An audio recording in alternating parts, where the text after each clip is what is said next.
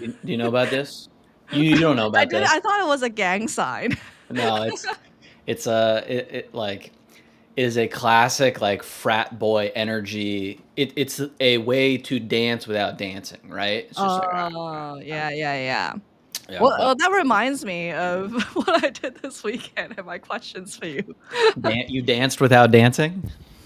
Well, the sad part is no, well, kinda, like a little bit of head banging and body bobbing is technically what I Oh, did. yeah, Yeah, your mosh pit adjacent experience? correct. Yeah, so we went to see Chevelle live, and I was Yeah. actually a little apprehensive because I don't really know their catalog the way that Yuhan does. Yeah, when were they formed? It gotta be like They're 2004. actually a really good study of, like, actually creative artists who, Yeah, like, yeah, are yeah. extremely consistent because 'cause they've been around for, like, decades, and they release an album, like, consistently every year and a half. Dude, that's Um, nuts. That yeah. what longevity. And then what's up, chat? Thanks for hanging out and coming in. We are Hello. back after a month and a half, 2 months. Yeah. Well, YouTube says a month because it rounds it down, so Oh, it didn't feel as bad.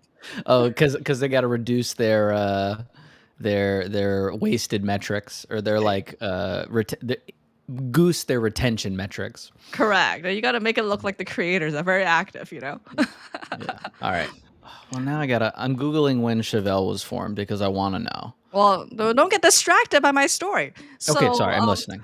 there were multiple mistakes made because as an elderly millennial, I did not realize I had booked standing seats, which is Huge not mistake. it was a huge mistake. Yeah, and so I was, like, already like, "Oh, no," dreading it. I had taken a nap before. I was, like, Googling. I was like, "Am I allowed to bring my own chairs?"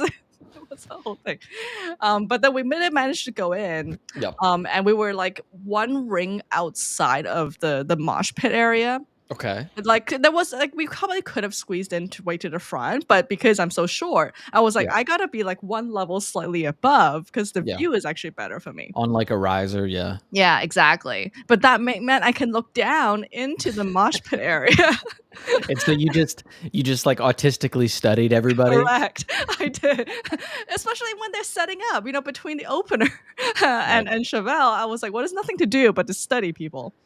Um, Classic Kristen doing an anthropology project at a concert. Correct. And that's where I was like, "Oh, I wish Cameron was here," because I needed someone to explain to me what is actually happening during a mosh pit, because it seemed like people were not consenting, like, when there was starting to Okay. form, the people on the edges, and they were getting Sure. mad. Yeah, But then sometimes you there's get some people who stuck. are like, "Yay," and then they start joining in, Yeah. and they all start shoving each other, and I was like, Yeah. "Is this the game? The game is, like, shoving each other, and Well, and is this dancing? Like, what's happening?" yeah, I would say dancing is an okay comparison. Mhm. Push, Tori, thanks for dropping in. Pearl as well. Good to see y'all again. I did take a shower for anybody that is trying to imagine before this. I'm not smelly, and your smell-o-vision will keep you safe. I think I probably smell pretty good right now. Yeah, I use deodorant. What were we What talking scent about? Mosh deodorant pit? are you using? What brand? Or what scent? Well, so I found out that I might be using lesbian deodorant. I have Oh, I didn't know there was such a thing.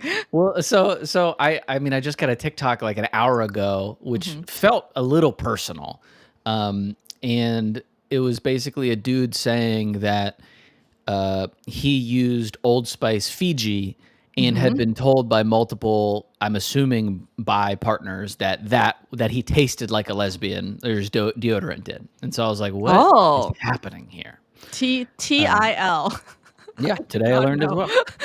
The but so smelling fresh, hopefully. Mm. The So have you ever been in a mosh pit yourself? oh yeah, I mean I say oh Oh. yeah, I haven't been.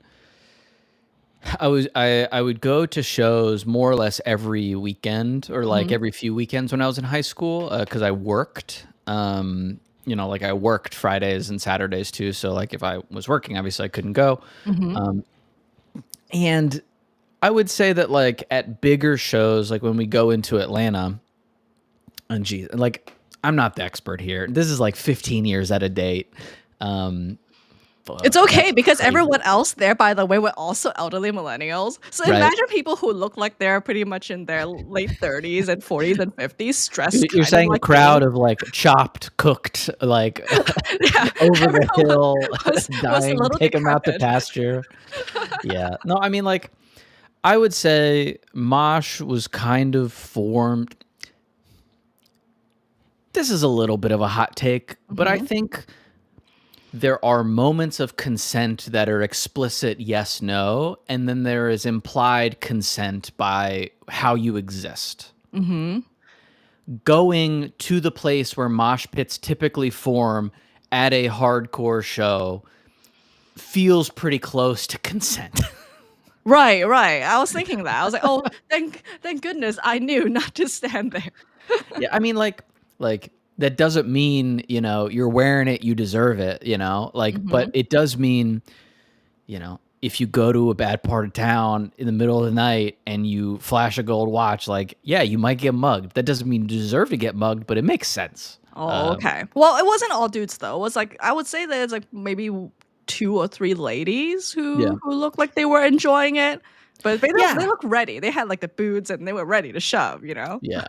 Yeah. But like I would say it's kind of like a consensual roughhousing more than Mhm. like dancing. It's like I don't know if this is Is your it cultural. releasing of the masculine energy? I mean, I don't know. Releasing is the word that I have trouble agreeing with. I think I might more think of it as like channeling of it, right? Oh. Um I don't know. 'Cause I feel like releasing is a little over sexualizing it. Oh, But I don't whoops. As usual. yeah. How's Okay, everybody okay. doing in the Well, they chat? look like What they were having fun. drop life updates in the chat, by the way, because we haven't heard from y'all in a while. Oh, Tori, I don't think they were really eating the deodorant. I think they were, you know, in there were events unfolding in their house, if you know what I mean. Mhm. Um, we can say sex. This is the internet. They were probably having sex. Um, What? Chris, I spaced out the like 1 second there. that's okay. We know that you're probably not having sex, so it's not a big deal. Oh, The okay. We're the really not advertising this show right now. This is no, a we're just. sexless show. I mean, I think if for anybody that's new, this is a show by incels for incels. That's who we care about. That's who we're trying to reach. Anybody that feels estranged and hates the way the world is going because the liberals took over. That's our audience. Slash S. Oh man. Man, watched a couple of deliveries, dude. That's crazy. And oh man, I wanted to do it, but I have an order that I want to go in. Oh. Kristen, do you want to we've already been yapping for 8 minutes. Oh, Can you whoops. believe it? No. We're cooking. I mean, I think it's because I was raring to get back to hanging out just because we haven't in a while. Mhm. The Jeff, I'm unsurprised that you're the ops in our chat. But however, there's a part of me that is not sure. But it's also like, well, yeah, but would anyone impersonate Jeff Goldberg? Oh, Like, I just said I put on deodorant and I'm already oh my lying. gosh. Well, All right, I'm glad I mean, they're. it's only a deodorant and not an antiperspirant, No, it's right? an antiperspirant, Oh, Kristen. well, I then know. that's I that's know my not body. working. This is not a product endorsement. No, I mean I'm just too powerful. You can't control this. You can't control this body liquid. All right, all right, all Yikes. right. We're off the rails, especially for what we're about to talk about. Yeah. Uh, okay, so Should we make a pivot? yeah, hard pivot. Yeah. Buckle up, folks. We're about to not have a great time. I mean, you might have a great time. It's a great time in terms of like, It's cathartic time. yeah, and viewing of the human experience. Yeah. I mean, Megan, thanks for dropping in. Y'all, I've had a rough few months. Kristen's had a lot of stuff going on too.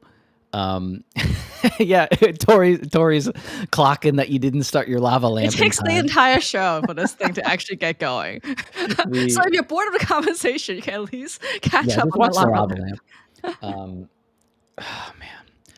So basically, the reason why the show went on hiatus was so in May, June, I shut down my startup hard, but was a nice way to transition into a period where I had hoped to be able to get some rest because I had some other stuff that was coming down the pipeline that I knew would be a big hurdle. Mhm. But as life often does, it threw me a pretty hard curveball in July when my baby brother killed himself. It's really sad, and I don't know how to break the news other than directly like that. Obviously, they didn't share with the internet immediately, but long story short, had physical disability problems, was in the middle of a divorce, had a lot of mental health struggles for a long time that manifested in a ton of different ways. And I appreciate that, and I'm really not trying to darken y'all's day. Obviously it's not better, but yeah. And so I ended up being the main, like I just had to handle all the shit for my family. And so, I flew out to Denver, kind of dealt with the process of like he was in the middle of divorcing his wife, a lot of mental health struggles to go around every like with all parties there. It was just a really bad time. Yeah. And so I needed to take some time to focus on that. And I did. It's all worked out the best that it can. Family's doing okay now. All of the, not all, but most of the logistics are done. Which, if you've never had someone close to you pass away, the logistics about death stuff suck. Like it's not, none of it is as easy as you want it to be, and none of it, especially if you're like someone who likes to move fast, there's a lot of other people that you have to wait on, whether it's like police or funeral homes or, legal documents and banks. There's just so much slowness when all you want to do is get it over with as fast as possible. And so that was a rough August or rough July into the other hard but much better thing, which is that about a month ago I had a baby. And so July into August was rough, dude. It was a time. And so yeah, 4 weeks ago or so, had our first baby, a son. I'm not really gonna. It's really hard to be on the internet and want to talk about the things in your life while respecting the privacy of people that can't advocate for themselves. And Tori, yes, you read the theme of the episode pretty well. I have been experiencing whiplash pretty much hourly for the past few months. And so, but I'm glad to be back. And I'm glad to finally be able to riff about parenthood, because I think I got some bangers lined up for that too. And so, that's my quick update. There's been some really other good stuff that's happened. There's some really shitty stuff that's happened, but I don't think anything that really warrants any more kind of dwelling on it, other than kind of like the normal riffing that's going to naturally come up that we do, Kristen. What have you been up to? Oh, And thanks everybody for the congrats. Baby's doing yeah. great, healthy, mom's healthy, and so Mhm. he eats like a horse. So that's kind of a nightmare because he just keeps eating, which is good, but exhausting and expensive, frankly. But Kristen, so what you been up to? Yeah, yeah. And then I was like, "Did you name your kid something weird?" I remember I'm overly concerned Yeah. about the name. The baby has a beautiful name, so no tragedies I mean, involved I'm here. gonna accidentally say it. His name is Theodore, but we call him Teddy. Mhm. A very respectable name. Yeah. Nothing related to his family. The Mhm. I mean, I guess fuck it, I'll say the middle name too. So his middle name is named after my grandfather who passed away about a year and a half ago, and is a real Southern name. It's Delma, and so Delma, and so Theodore Delma, and then yeah, that. Sorry, I interrupted you. I was just reading the chat. Oh yeah, yeah. No, I was adding on to the chat as well. I like how everyone's like eats like a horse. I don't think I've ever heard of a baby described as eating like a horse before. So Dude, that's new to me. just Yeah. Oh man. I feel like I don't remember very much of the past month and a half either. To be honest, when your life, this is like, me being codependent, but when your life goes in chaos, mine does too, because I'm so used to oh like no, checking in with you every single week to be like, I'm yeah. doing this, that I feel like I also fell off the wagon in like a side sort of way, which is totally my responsibility. Don't feel like it's your obligation to keep your life together for No, sure. but you're also not giving yourself enough credit. Like you've Mhm.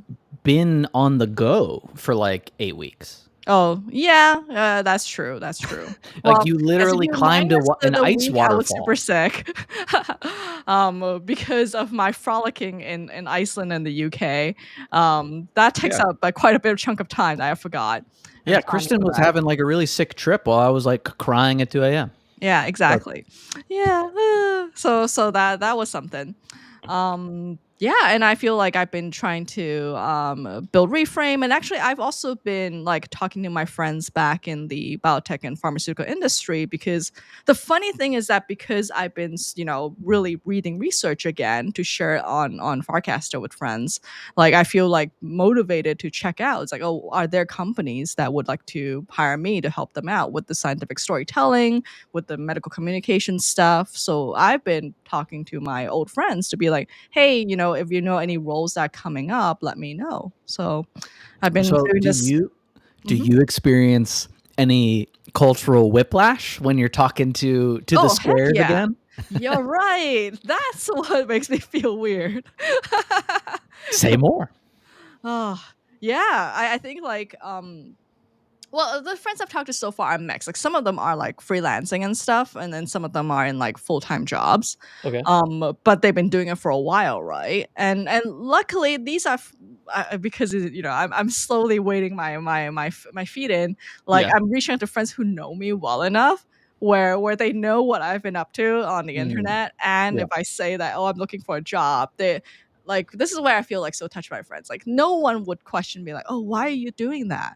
Like because I always feel this like self-consciousness, right, which a lot of entrepreneurs feel as well. It's like when you're switching between like doing your own thing and then like Hmm. working for employer, there's this like feeling of, oh, like the why aren't you trying more, or like do are you giving up, that kind of feeling. Yeah. And I feel like that's where I feel really touched my friends who like know me, who are just like, oh, okay, how can I help? They immediately switch into a helpful mode. So that's been really nice. So which helps with the whiplash. But Yeah. I think like the whole is it even a whiplash thing is all in my mindset and beliefs, right? Like So like do that's what I I wanted to believe? ask. Huh? That's what I wanted to ask. Like Yeah. I having like don't doing actually. Mhm, founder solo entrepreneur mhm, things for a while mhm. is that's the weird thing. Yeah. And so I feel like I'm not trying to take away from the niceness or the Mhm, quality or like the care that your friends have for you, mhm, but like saying, "Hey, I'm trying to get a normal job," mhm, is extremely normal. And so like I don't know, I do like cuz I feel the exact same thing you do, which is, mhm.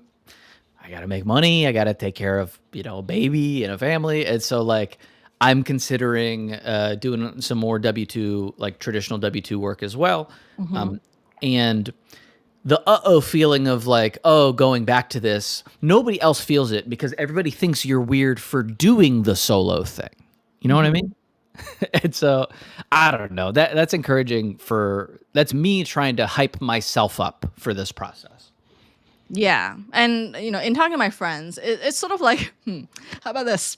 It's not so easy actually right now for someone who's been in a traditional W-2 job to find even lateral moves right now because of the Yeah. economy, right? So they said that, well, like in a way, like you have a weird little advantage for now because if you can frame up all the stuff that you're doing and then add the AI stuff into your work history, then you Right. can You're be a hired on as someone go-getter. Yeah. different.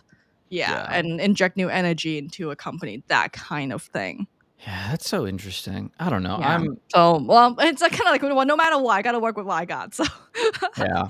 I wonder, well, also, Ghost, good morning. Thanks for dropping by. And Tori, what are your 4 jobs? Is like, and are you including caring for people? Because I know you do that as well, like in a real capacity. Is this including the typewriter repair for Oh, which you're an expert? I wonder. oh, does anybody know any? Well, actually, I don't know. I'm trying to figure out because I got all my brother's crap, and so Oh yeah, that's the other thing was that not only did he pass away, like he also left you a lot of homework. Like that is like way more than the average person. I mean, Because I like to imagine that like I feel like you are a fantastic writer. And then, like, you've been so kind to share with me some of his writing, and I'm like, dang, this guy can write. yeah, And we have so much writing left for you to look at. yeah. To I Like, mean, what? to frame this like Mark and I were very similar. Mhm, You know, we're both writers. We're both weird internet kids. He took a very different path than me. He was a public school, like he went to grad school for political science, then became a public school teacher mhm, in various dirt poor places in the U.S. because he just liked helping people, and like he was also a little bit of a hoarder, not like not having stacks of stuff, but he just had a bunch of esoterica. You know what I mhm, mean? mhm, Like given enough time, like I think he was the kind of dude that I thought would have been perfect as like a grandpa. mhm. You know what I mean? Like he always had like weird knickknacks and anecdotes and like, you know, his anyway, you know, he just had a bunch of crap. You know, he had some guns I had to figure out. He had like cans of ammo. He had machetes and gas because like, you know, just random war stuff. Uh, just because he's a weird guy, real big Cormac McCarthy fan, Mhm. Southwest. He lived in Texas and then Colorado. Yeah, Um, because he but also went to military school. yeah, he was he went to VMI with me. He was 2 years behind me. My classmates kind of trained him, and so I was really fortunate because not a lot of siblings get the chance to kind of hang out with their siblings in a formal setting after growing up together. And so we overlapped for a couple years at VMI, and so I got to see him, you know, every couple days or so. And all of my friends made his life really hard because they recognized him as my little brother during all the training stuff. And so, Did he get um, extra hazing because of oh, oh, brother, man, hor he had a rough go of it, which is tough with the muscular dystrophy, which we didn't know about at the time. So, Mhm. dude, does nuts. Well, I'll say Extra that tough. more. But basically, what you're pointing out is my brother left me a bunch of physical crap to deal with, but he Mhm. also left me terabytes of work and stuff to go through that is basically, you know, I got to do a lot of reading. There's like 2 almost finished like novels, like works of fiction in there that I got to figure out what to do with. And as I'm trying to build my own writing, I Mhm. don't know, career, you know, it's going to be a lifelong project, frankly, which is nice in a way, but also just a lot to do this year. A lot happened in the past few months for sure. Yeah, and I mean, like, so I love your new poetry website. Is it littlefeelings.com? Am I Yeah, remembering it well? littlefeelings.com. Mhm. I got that going. Subscribe to the newsletter for it if you have not already, because updates are going out probably every 2 weeks at this point. Mhm. Usually between like 5 and 15 new poems every few weeks, and then working on some like physical products related to it as well, like a little book collection, which I'm excited to get to, and I can figure out how to do. I don't know, man. My life is hella out of balance right now, but that's the nature of the beast. Okay, Mhm. baby. Yes, I am emotionally concussed, and that is You nailed it. Yeah. Because like you also have an Instagram and TikTok, right? Kristen's helping me plug while I'm scatterbrained. So in the in the newsletter that's going to come out this week, it'll have a link to all of the socials. But if you Mhm. look for Little Feelings Poetry on any platform, TikTok, Oh. Instagram, I Mhm. have a Twitter. Like I haven't figured out the posting format. If I'm being honest, Kristen, we'll probably talk about this more in the future. I ran an experiment, or I'm in the process of running an experiment of how to best share these on socials, and like the automated schedulers aren't it. I don't think. Um, Oh, is that how you've been doing it? I like the yeah, little animations that you put on the Instagram ones. yeah. So I've created like some, what's it called, carousels. Mhm. But the problem is these platforms don't expose the music to Mhm. the third party APIs. Mhm. And so you can only auto post substandard content from what people are expecting with like a screenshot of a poem because they want some atmospheric music to it or whatever. That's what people Oh, they engage with don't more. do that by API? What? Oh, that's Yeah. how they trap you. Yeah. And so I have to like, I had a theory. I'm in the process of testing it.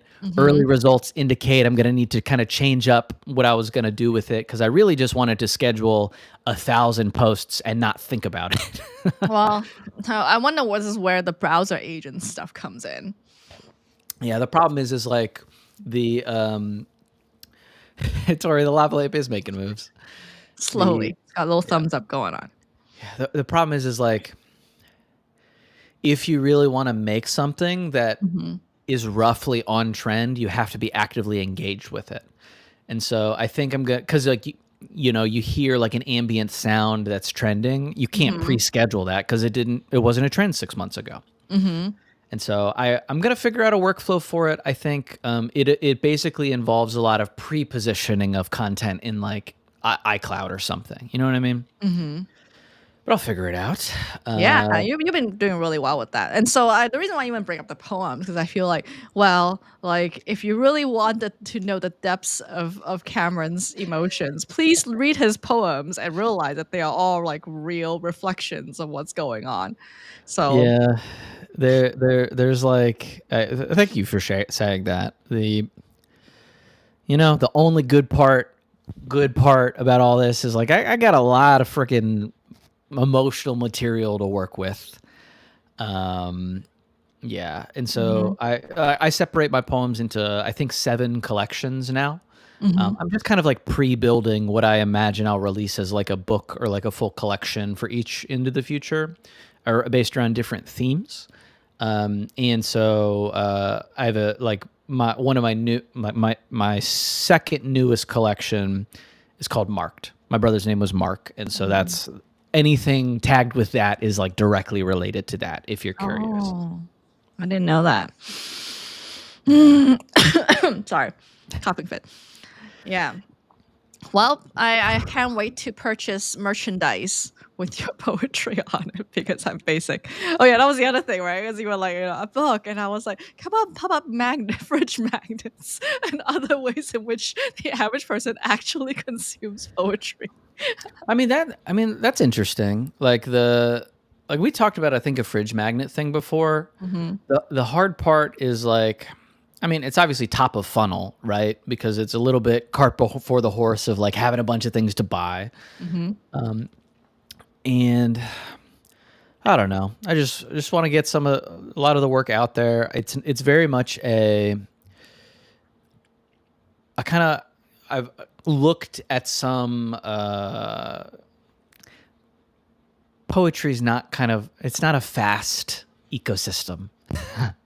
Like people that eventually make a name for themselves in like the poetry space or whatever do it over a lifetime. Hmm. And so really the littlefeelings.com stuff is about setting a baseline so that I can lean into the practice of writing poems for me in a way Hmm. that like the hard part about doing anything creative is rarely the thing itself, although sometimes that's very hard.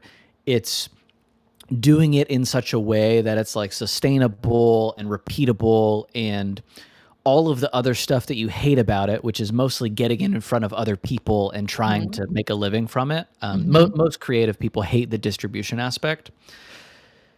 And so they don't do it. And so they end up with a mountain of work that they never publish, or at least publish in a way that people can see. And so Little Feelings is my attempt to put that on rails so that I can just like create and there's a flow for it. And then hopefully over time it accrues value and an audience and people find it a comforting place, because it's always going to be up to date, because everything new, it's kind of like built, if you haven't been on it before, the bottom of the screen is like a little navigation bar.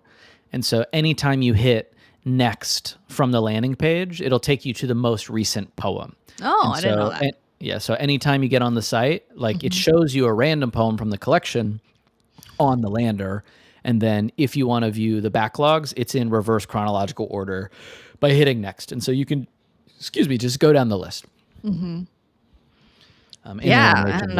So I sent your Instagram account to a friend who is a post-evangelical minister, which is a thing now. I mean, I'll abbreviate this very, very crudely, like a woke Christianity. So are they against proselytizing? Yes. Now they're taking a much more like politically active, like open stance from a previously much more evangelical stance. So they're an anti-mimetic pastor.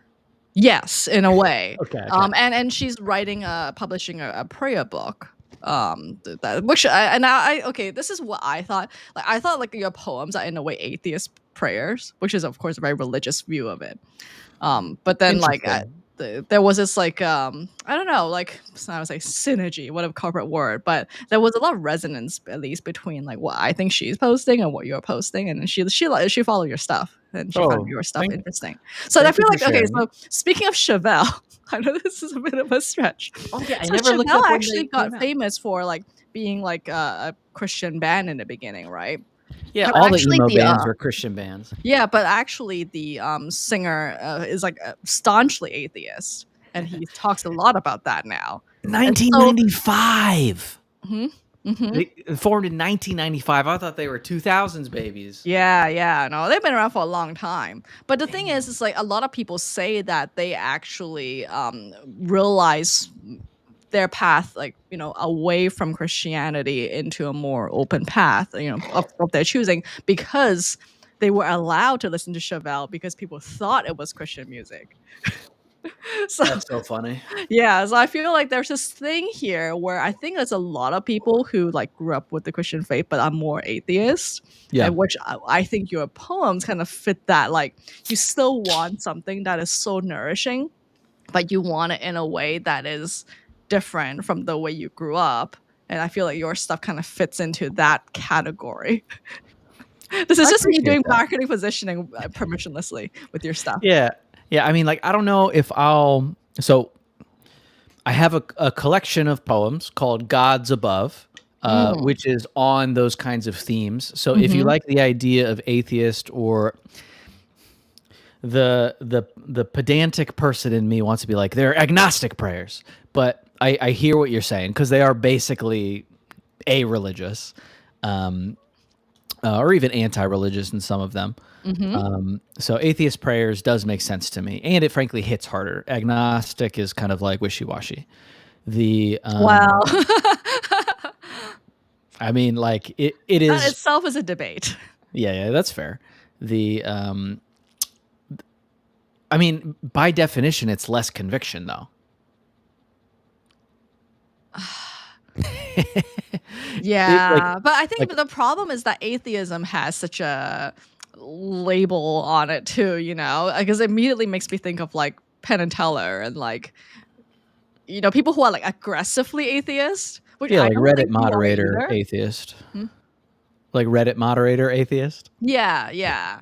Well, you called it atheist prayers. I know. So got it. You think I'm militant and wear a fedora. That. Am I misremembering? I don't think so. Like I rarely like.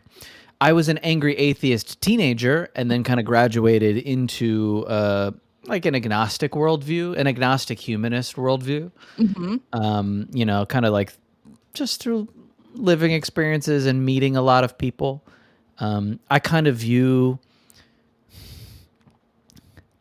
I think a life well lived is an empathy Mhm. machine or like an Mhm. empathy like creator, because every touch point you have with somebody new can be viewed as a way to like practice and expand your empathy about like life experiences that aren't your own. And I think like that, I don't know, tapestry, like thought process is what I try to communicate with my writing. Mhm. Just because like I don't know what the heck is going on. You know, like I'm trying to figure it out too.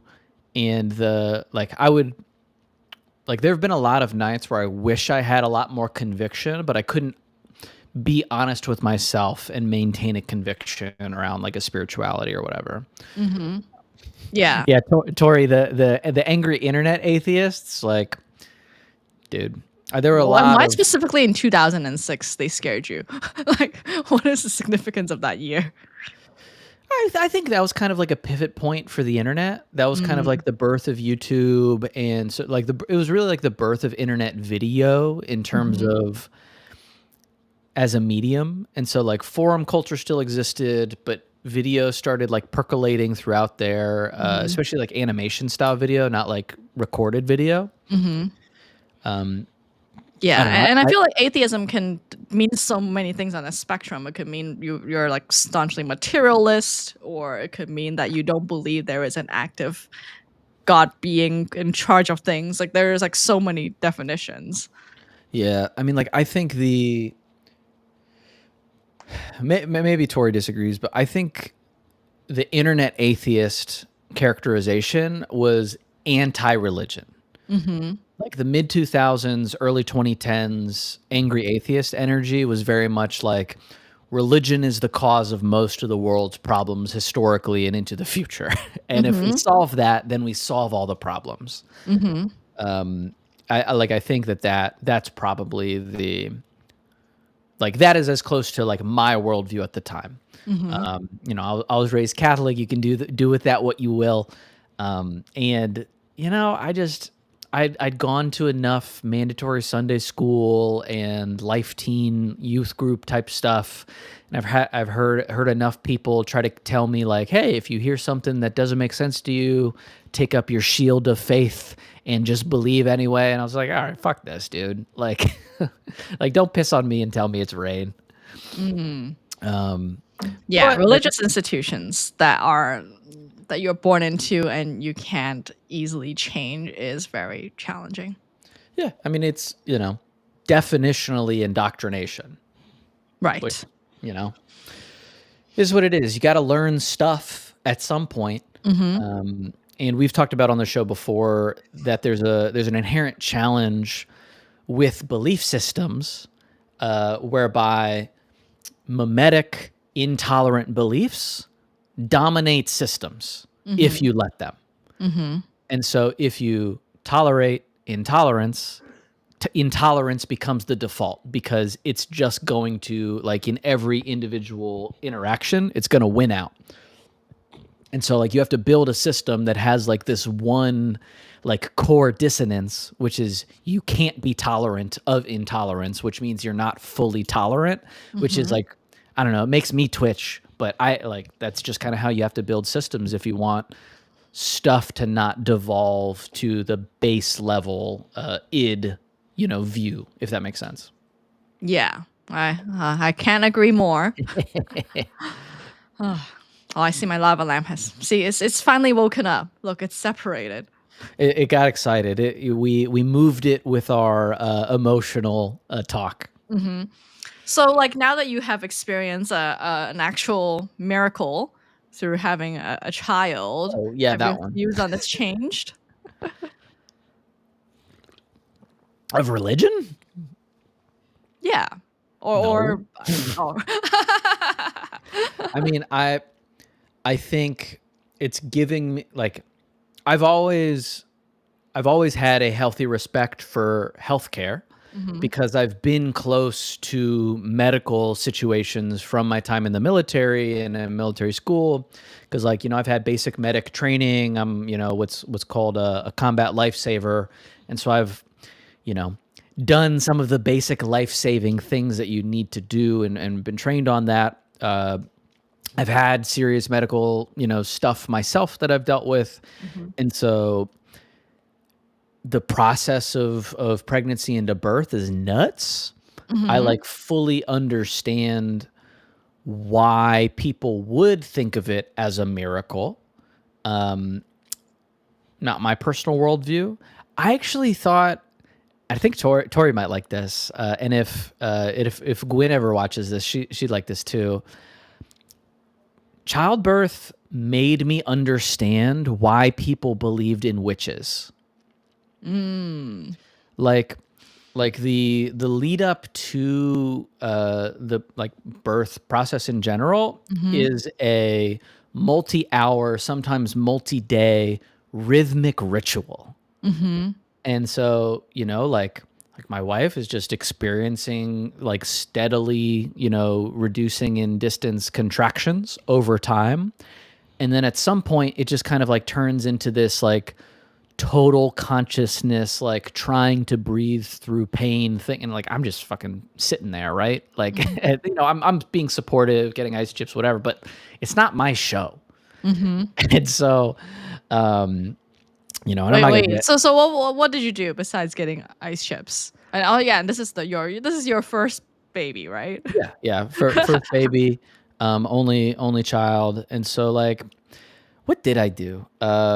I yelled at people that were infringing on the space. Mhm. Um, yeah, okay, okay, babe, I was there the whole time. Um, Did you cut the from cord? start to finish. What was it? Yeah, Did you cut yeah, I the did. cord? Yeah. Ooh.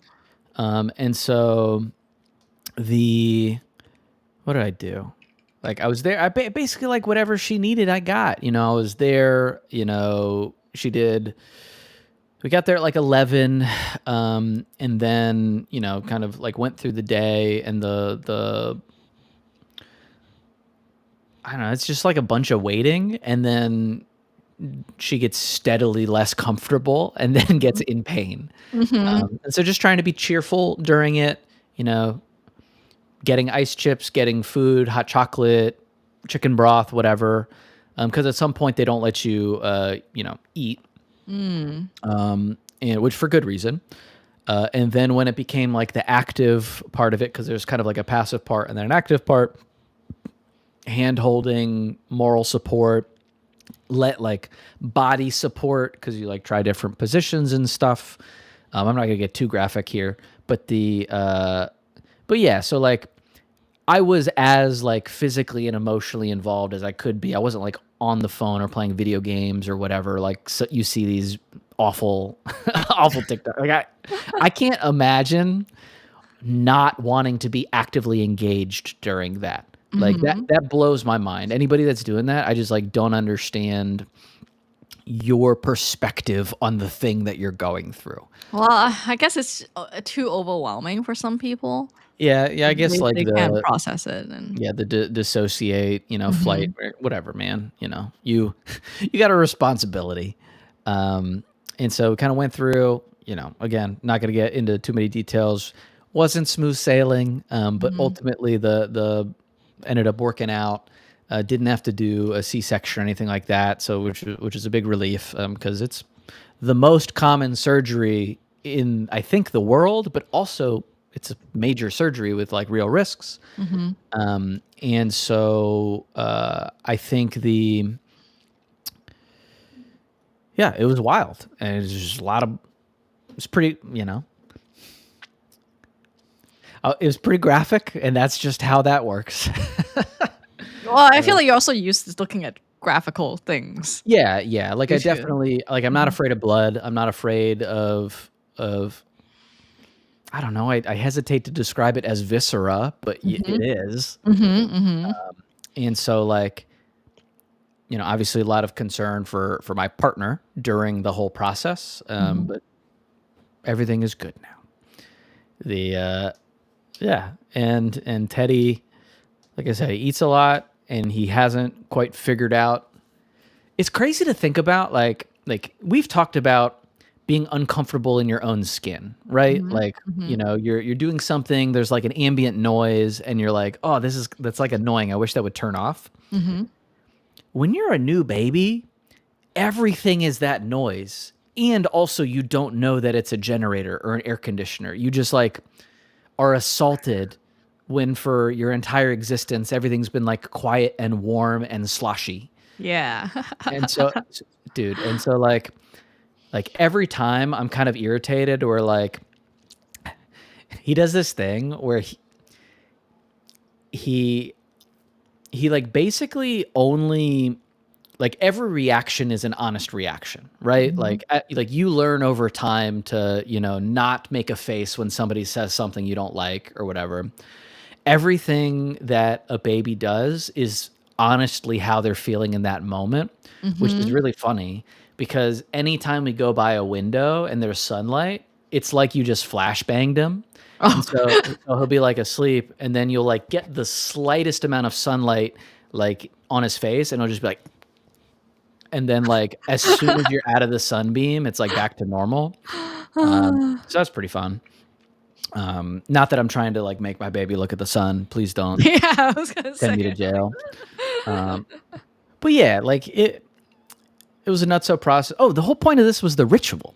So Mhm. like at some point during that process between like active labor and kind of like the passive, like it's just hours of rhythmic breathing where they're completely focused on kind of dealing with how their body's reacting, and also the Mhm. fact that like labor is in like an unconscious process, like your Mhm. body is just doing it. Mhm. um it's nuts.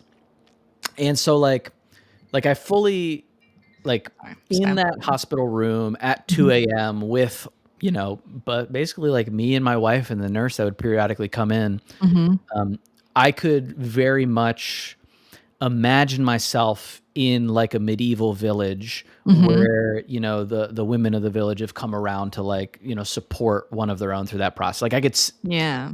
I could see all, like I could feel kind of like the linkage throughout history of this, Mhm. universal experience, because Mhm. everybody has been born. Mhm.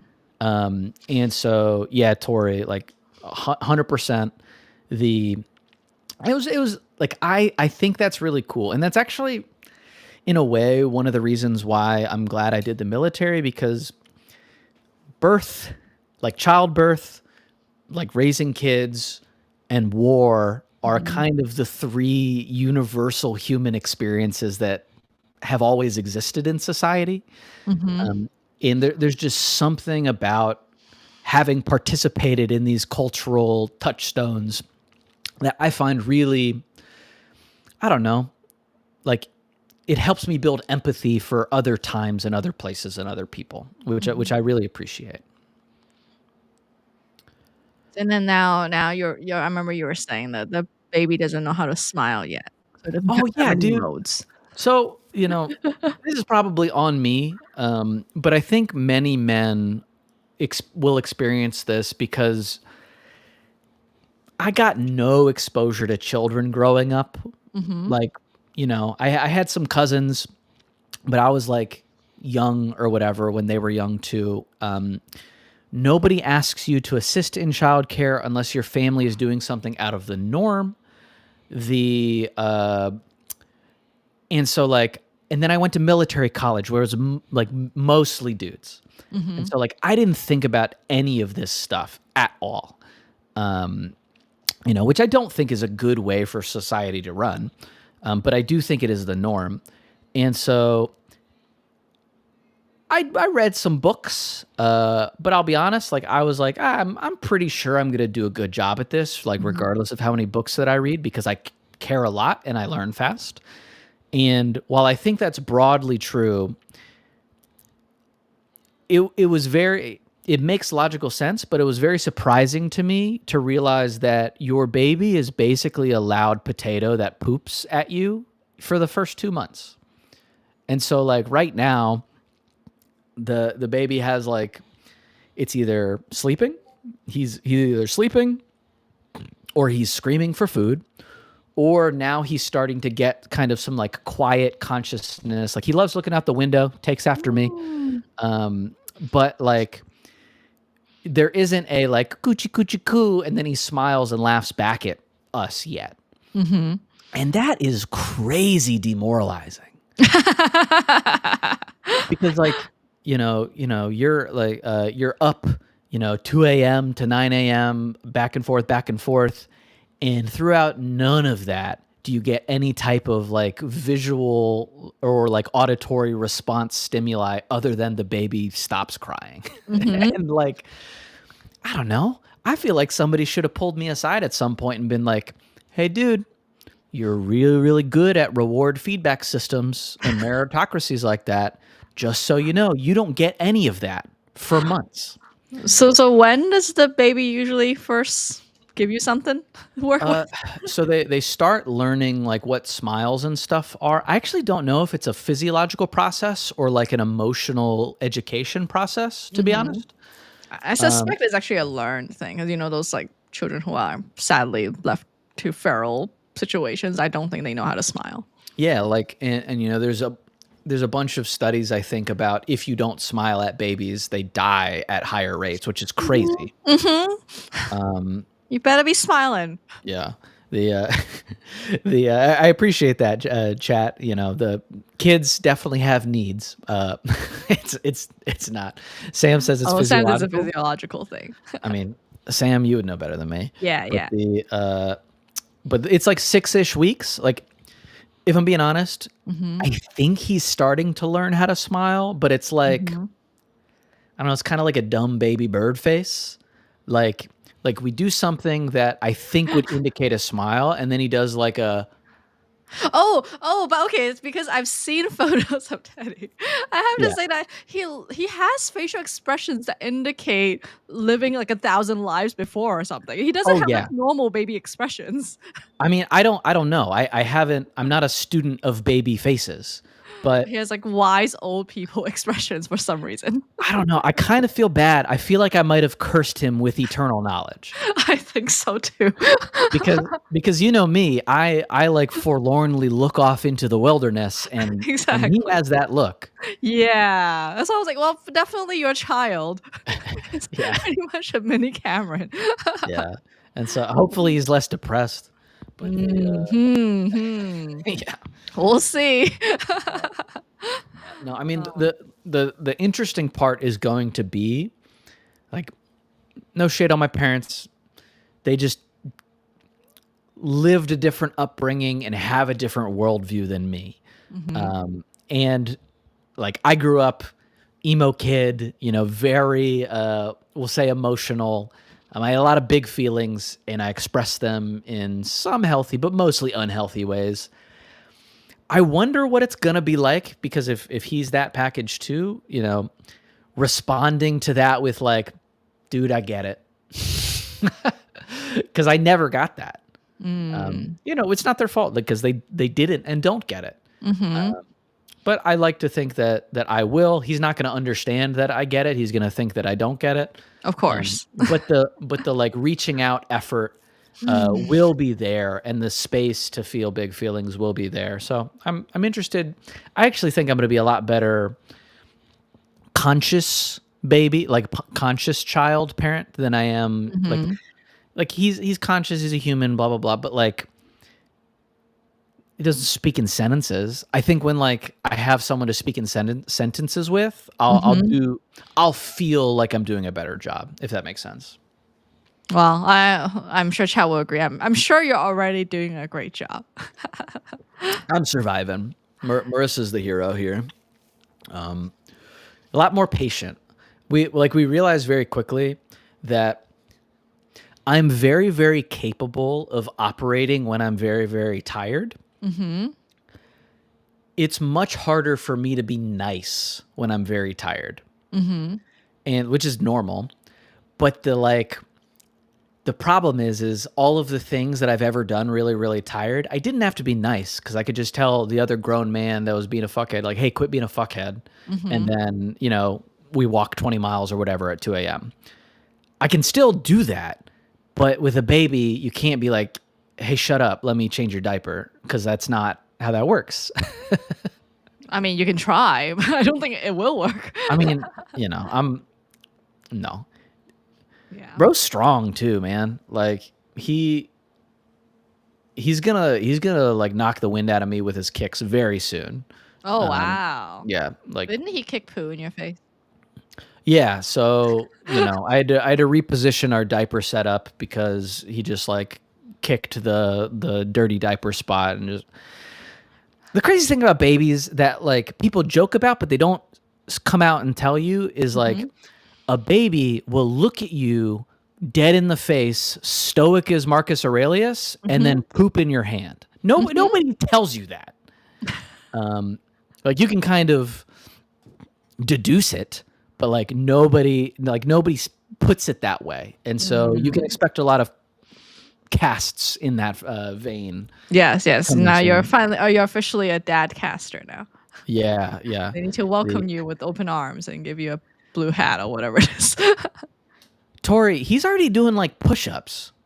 Like What? this, he because like they don't have any neck strength, Mhm. and so like they just like whip their head around, and so like Teddy's already like a salmon, like tried to flop off of every surface he's ever been on, and so dude, he's gonna be a handful, and which is fair. I deserve it. I was a rough teenager, dude.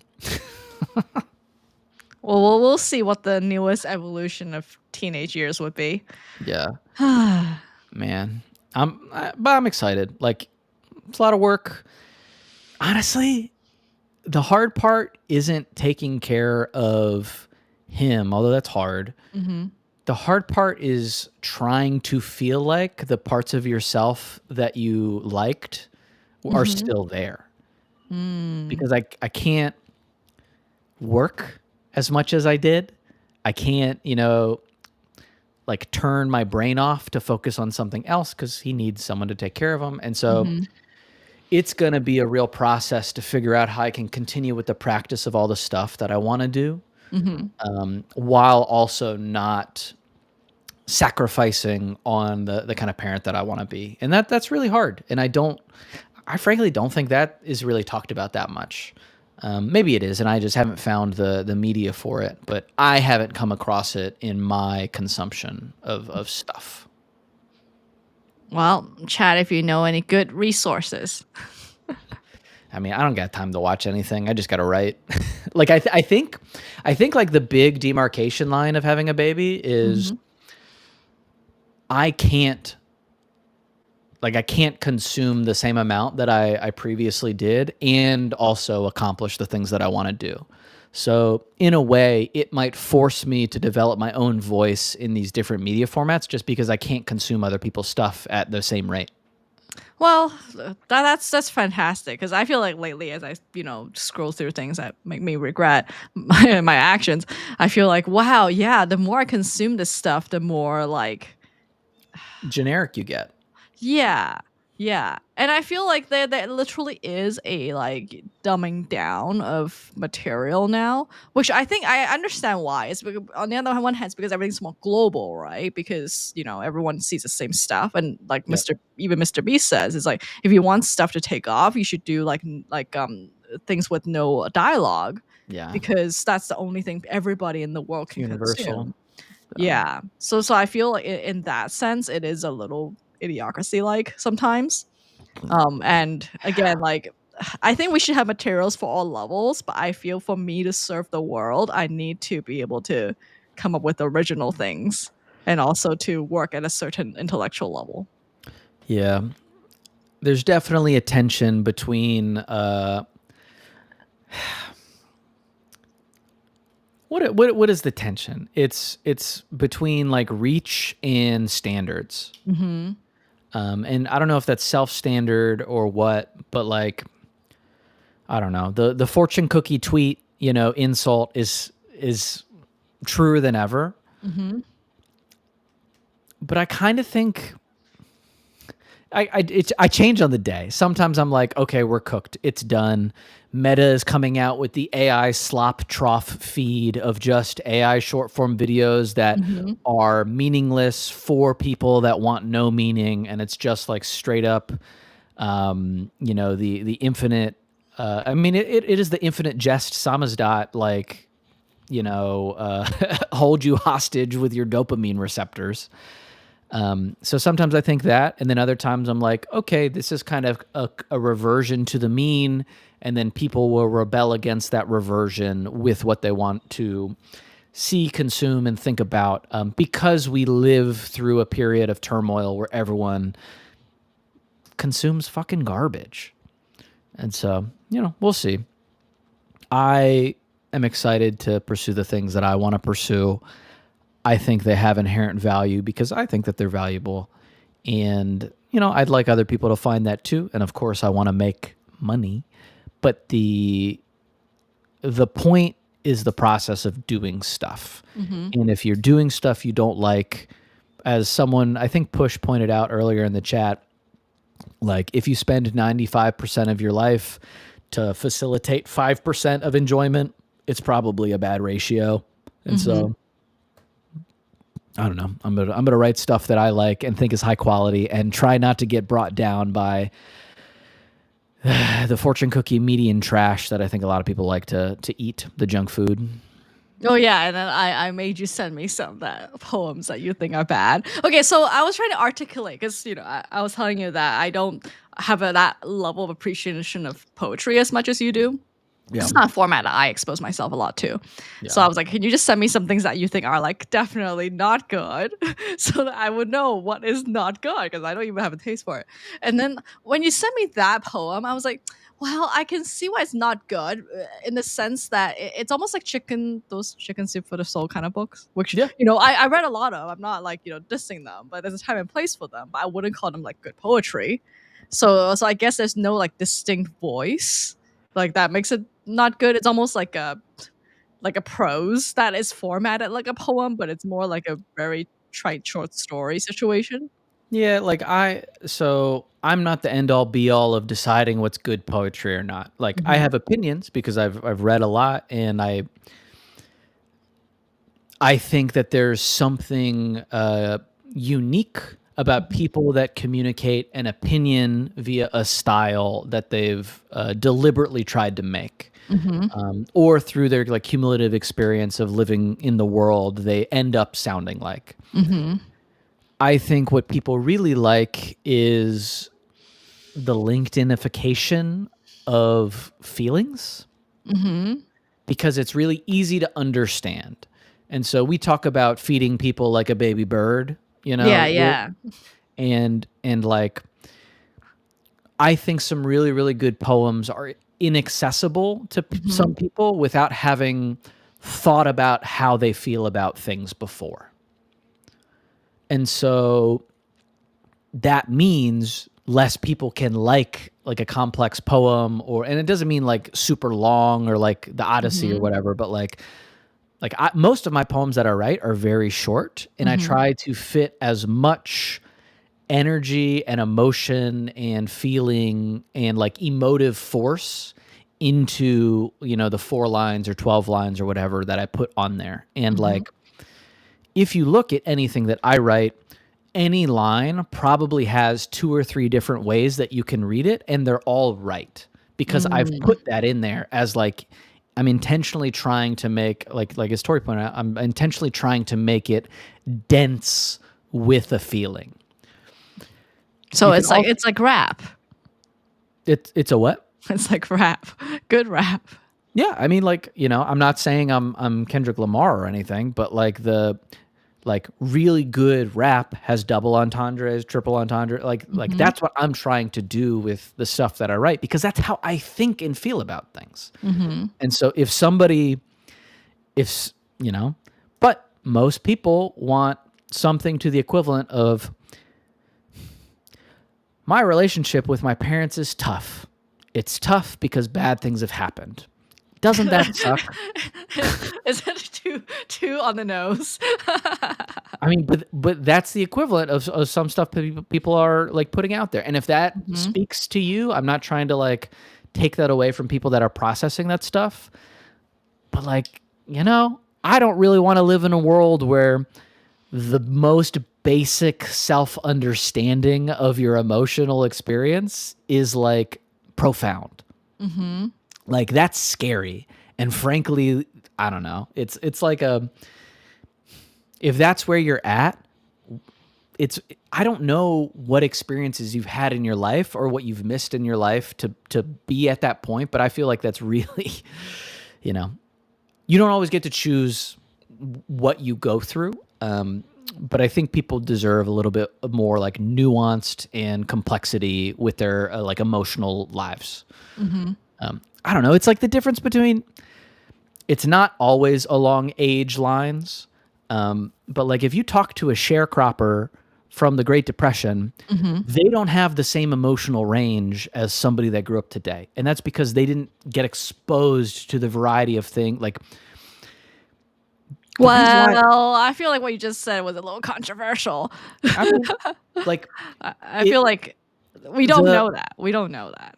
okay, so I'll grant like they don't have the tools to process it because the language didn't exist of like, hey, you've had trauma. Let's like think about how that's affected you. Like I think that isn't like it's not their fault, but it is like the world that they grew up in. Just like the world that I grew up in, said that I should call bad things gay. You know what I mean? Mhm. And so like that's not how I am now. But but like take me in 2002, I'm going to have like a specific emotional framework that I process the world. Mhm. Uh, and the framework that I process the world through is not that framework anymore. Mhm. And so like, and that's what I'm trying to communicate with the stuff that I write. And I'm trying to maybe help other people see stuff that they haven't really thought about before, or hold up to a mirror to their own like grief or joy or outside or whatever that they haven't looked at before. But mostly I just got to write this stuff so I don't go insane. Mm. But I do think that like this is a controversial opinion that I have that I'm not afraid to share. Like growing up with the internet means you have more of a responsibility to better yourself in terms of like emotions and empathy. Oh, that's not controversial. I think it's very controversial. Like I don't like people don't do it. Like the moral authority that people have and project on other people does not involve this self-work of, oh, I lived through some stuff that probably wasn't my fault, but it is Mhm. still my responsibility to process it in a way that doesn't of like lead to permanent harming of other people, which is like people Well, passing on trauma to their okay, how kids. about this? I don't think it's controversial here, but yes, Oh yeah. broadly it is might be controversial now. I mean But it's this also like in a way where this isn't even at the level of perception for a lot of people or accessibility. So yeah. it's so they can't even actively reject it. It's not even on the same level, you know? Yeah. Yeah, I mean, we could save this for another show, because I got to get back to taking care of a baby. But Yeah.